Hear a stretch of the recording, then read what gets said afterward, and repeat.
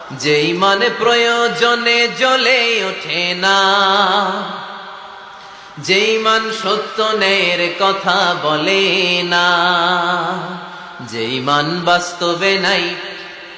যেই মান অন্তরে নাই, মুখে শুধু ফাঁকা বলি, কি করে তারে বলো ঈমান বলি, কি করে তারে বলো ঈমান বলি, কি করে তারে বলো ঈমান বলি।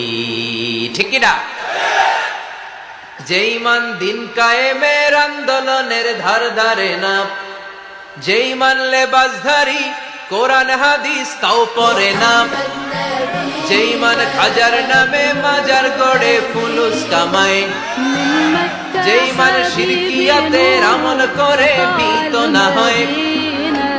যেই মান ইমানে ভুলে নাস্তিকতার মঞ্চে ওঠে, যেই মান বাতিল মাতের দোসর হয়ে ফায়দা লুটে, যেই মান শুধুই কেবল ফায়দায় আনন্দ করে, যেই মান দেখে না যে আরাকানে ভাইরা মরে, যেই মান বাস্তবে নাই, যেই মান ময়দানে নাই, মুখে শুধু ফাঁকা বলি, কি করে তারে বলো ঈমান বলি, কি করে তারে বলো ঈমান বলি, কি করে তারে বলো ঈমান বলি। يا سند للمسلمين يا